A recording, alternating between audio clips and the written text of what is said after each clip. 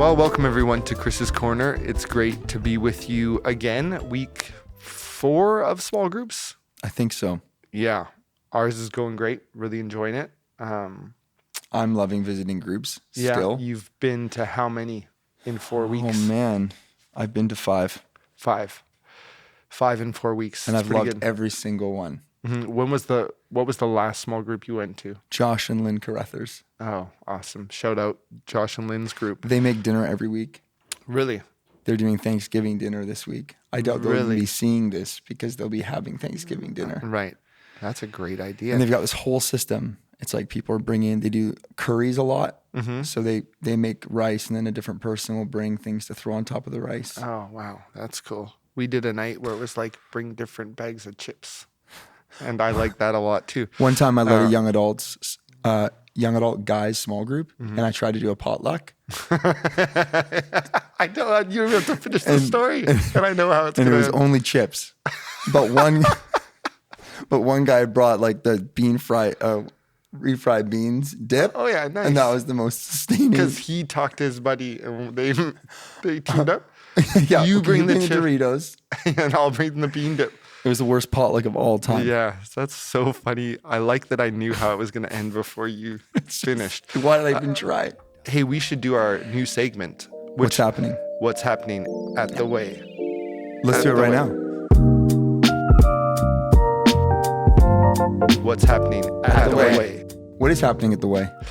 Well, we are in the middle of the month of generosity. One of the purposes is to highlight partners we support. And so on Sundays, there's been different interviews. We had Jason Roberts from Wagner Hill at North Van. We had Yes. Jenny from Wholeway House. And it's been really encouraging and inspiring. It's maybe my favorite part of the month of generosity is hearing from our partners.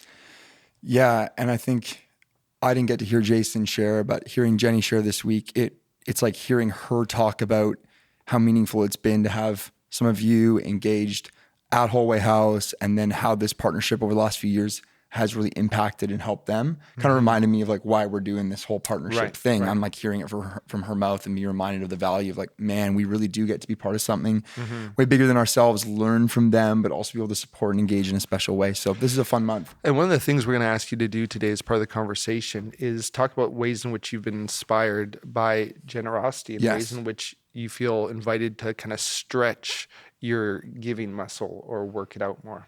I 100%. always like the gym metaphor. Like, you ever hear people talk about the Psalms as like a gymnasium for prayer? It's I've where actually you never go heard to that. work out your prayer muscle. Whoa. Anyways. And you like that? You like it there? You like it when we're talking about generosity? Exactly. Also, What else we is have a happening? worship night happening. We did worship nights in the summer, and they were probably the highlight of my whole summer. It's pretty easy highlight. They were incredible times. And so we're doing another worship night. We're doing the first ever worship night at North Van. That's amazing. We're all really excited about it. It's happening Friday, Friday October the 14th 14th. Yeah. at 7 p.m. We've done a lot of 6 p.m.s. This one's 7 p.m. So there's time for you to 7 get p.m. across Get that over bridge. that bridge, either bridge. One more thing we wanted to highlight. There's Yeah. a women's event. Women's event November 4th, 7 p.m., time of worship, connecting. There's going to be snacks, refreshments. It's the first one we've done, so that's very exciting. November 4th, 7 p.m. I'm away. I don't know if I can make it either, so that's, But but many of you will be able to, I'm sure. So put that on the calendar, November 4th. We're way ahead of the game. It's early October. that's a really good one to know about for a lot of you. Yeah, I'll be away. That's what's happening at the way. Chris, why don't you At the tell us Way. about this week's sermon?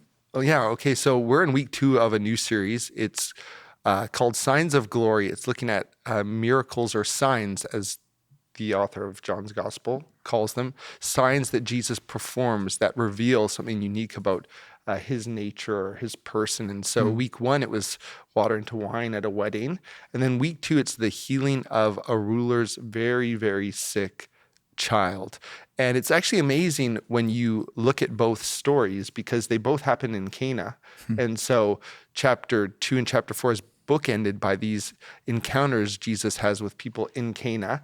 And there's other parallels as well. Both stories start with a request that comes from a genuine human need. So, they ran out of wine, social embarrassment, honor, shame culture. In this one, it's my son is dying. He's got a fever. He's getting worse and worse. He's very, very sick.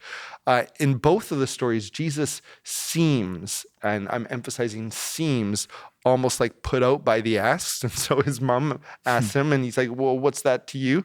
And then Jesus says in this story, unless people see signs and wonders, you won't believe. And then both stories, the people asking don't seem put out by Jesus's response. Mary goes, do whatever he tells you. And the father just says, well, please come with me. He's desperate. And then in both, Jesus gives a command that speaks directly to the need, but from a human perspective, doesn't make a ton of rational sense, right? Fill the water pots, go on your way. He goes, hey, come with me. Jesus goes, go on your way. And then in both, a sign happens. So a miracle happens, water into wine, and then the boy lives. And so you have these interesting parallels in these first two stories we're looking at in our series. But I'd love it to get into the details and just ask you, like, when you think about the story, what you know of the narrative, what sticks out to you? Yeah, even as you're sharing, I think it stands out to me that there's no recipe for a miracle other than God himself, and certainly faith and just belief, like God can do whatever he decides to do. But I'm just struck by like kind of just breaking boxes and calling us out of our comfort zone and inviting us into spaces we haven't been before, but just to go, okay, well, if Jesus says this, we talked about that last week, like, I'm going to do whatever he says. And then it really stands out to me that you referenced it, that when Jesus says, just go and he'll be well, he goes. And by going, it's an act of faith. And then son is healed. And it also makes me think about how, we'll do different things like pray for people, lay our hands on them. That's a biblical thing. We'll have times where we gather somebody to pray for them. But also reminds me, God can heal in all sorts of different ways. Right. It doesn't have to be like a prayer meeting. And sometimes it can just be, I have a friend who was healed of cancer just one time in like a big worship night, no one praying for them specifically, but God just kind of spoke to them, touched her body, and she was completely healed. And the things like that happened just kind of outside the box. It wasn't like an expected moment, and yet God just intervened by his power. So it reminds me, like, yeah, God heals in all sorts of ways. Yeah.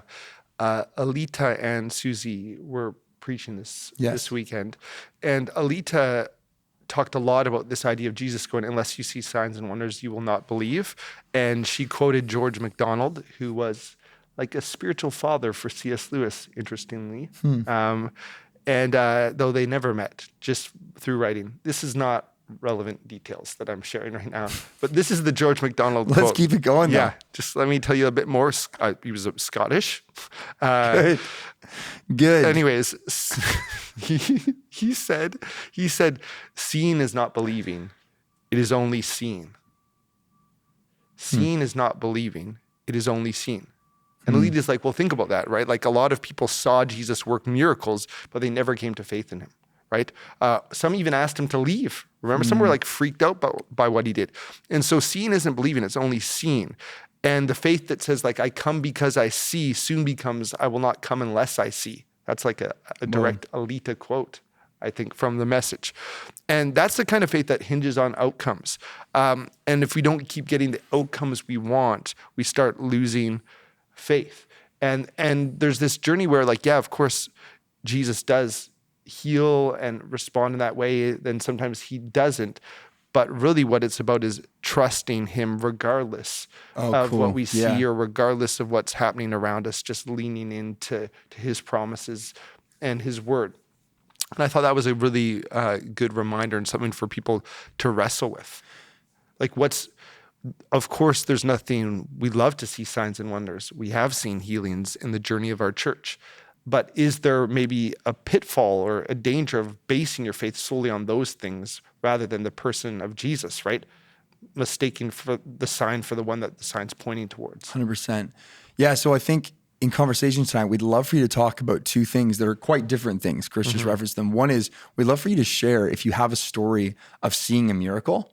or seeing a sign like this in your own life, maybe even something that's happened to a friend or a family member, we'd love you to share that. And that can be really like inspiring and good for our own faith. But then we'd also love for you to have a conversation around moments where we pray or we believe for something and then we don't see the answer we're hoping for, and then how we've learned to trust God in those situations. So that's where conversation discussion's going. Before we do that though, why don't we both share a story of a time we've seen a healing, just to get the faith bucket. Yeah, that's filled. great, man. Well, I think of my favorite one, which I've got a couple. I'm thinking of one moment where we were in, and this for me kind of illustrates what sharing in small groups could feel like or do for you. Great. I remember we were in Denver, Colorado at a church planting event, and we were in a van with a bunch of church planters driving somewhere, and someone just brought up healing. And then the whole car ride became people just sharing testimonies of ways they've seen healing, whether it was like a blind eye healed, like visibly, where it was like cataracts and milky, and they actually changed in response to prayer in the moment. People having ankles healed, different types of things going on. But I was thinking about our first prayer meeting with Graham and his back, and Soph and Joel and others kind of praying for him, and it's good to be seeing reminded God of that. intervene. Beautiful. I remember one time I was leading worship at a small church in BC, and a mom brought her son to church, and her son didn't believe in Jesus, but mom convinced her son to get to the service. I think she said like there's some special guests or whatever. Right. I don't know. We'll go to McDonald's after. We'll go to McDonald's. We'll get McFlurries. Yeah. And anyway, there was this potluck after, so they didn't eat McDonald's. There was a potluck after, and she brought her son and she said, "Would some of your team pray for him?" And he lost his smell and taste by getting sucker punched in the back of the head at a bar. Wow. And so we prayed, me and two other friends. And I just remember this guy who he wasn't a Christian. He didn't have much faith, if any. And I just remember he was completely healed. And I remember him just kind of going wild, like running through the buffet, grabbing food and being like, "Mom, I can taste again." And I'll never forget that. And I think there's something beautiful too about reminding ourselves that God doesn't just heal in history or in other places in the world. We're seeing healings in our church, and we see healings. Yeah. I always like here. to say, the Bible's not a record of things God used to do. He's still at work and moving and healing and doing things in response to prayer. Yes. So we love you to talk about that. And we're going to be, on Sundays and even in your small groups, you pray for healing and asking God to intervene in those ways. That feels like it'd be a really appropriate thing to do. Seems like it would be. After talking to pray ourselves. Actually, we want to be that kind of church, right? Where we kind of, and even on Sunday, this past Sunday, there was moments of just like waiting and inviting God to touch people physically and bring healing into people's lives. And we want that to spill out into our small groups and just our everyday kind of lives and rhythms. So we're going to throw to you now and talk soon. Well, talk soon. I don't like that. All of you will talk. Yeah. Actually, I'm going away. Yeah, sorry, I'll be gone. It depends what you mean by soon, and depends what you mean by all of you. Well, have you ever noticed the prophecy, like the Lord's coming soon? You're like, what do you mean, man? Depends on your definition It's exactly of soon. the same as that.